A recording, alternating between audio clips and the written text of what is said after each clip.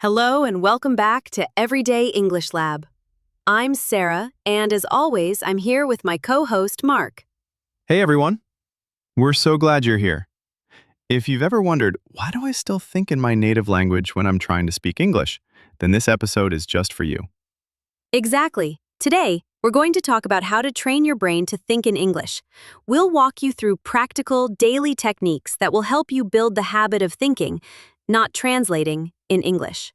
And don't worry, it's not as hard as it sounds. You don't need to be fluent to start thinking in English.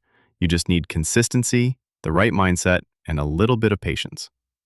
So, let's get started. Did you know that the average person has around 6,200 thoughts per day? But here's what's fascinating. When learning a new language, we process those thoughts up to 40% slower because we're constantly translating in our heads. That's such an interesting statistic, and it really explains why so many language learners feel mentally exhausted at the end of the day. Well, what's even more fascinating is that our brains have this incredible capacity to think directly in multiple languages. We just need to understand how to unlock that ability. It's similar to how babies learn their first language, with no translation needed. So you're saying we might be making the learning process harder than necessary by relying on translation as a mental crutch? Exactly right. And research from MIT's Language Learning Lab shows that people who think directly in their target language achieve fluency up to 60% faster than those who constantly translate. It's like building a new neural pathway instead of taking a detour through your native language. Hmm. That makes me wonder about all those language learners who think they need to be completely fluent before they can start thinking in English. Oh, that's such a common misconception. You know, studies show you can start thinking in a new language with just 500 to 1,000 words. That's about the vocabulary of a 4-year-old. The key is starting small and building consistently.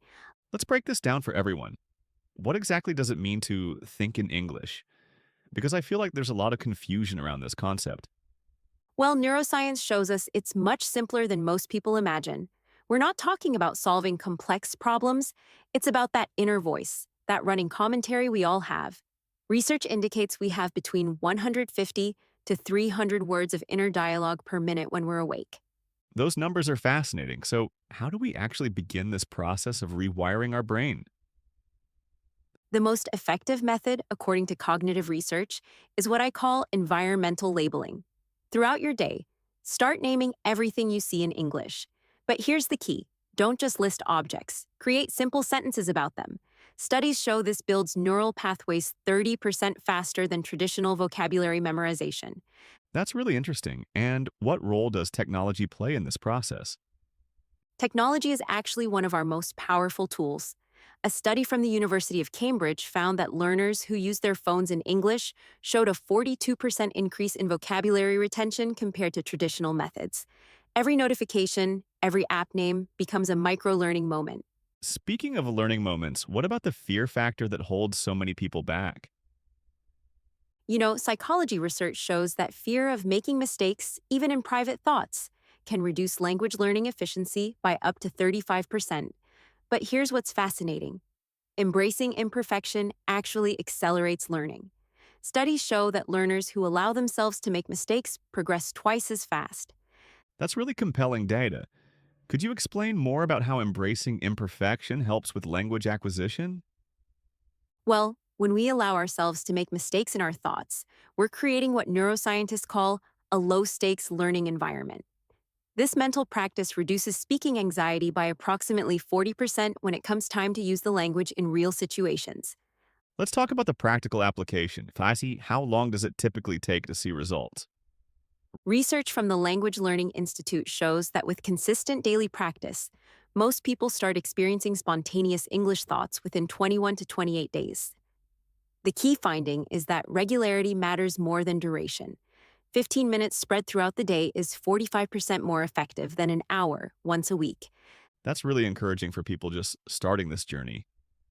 Any final thoughts on maintaining motivation? Yes, and this is crucial.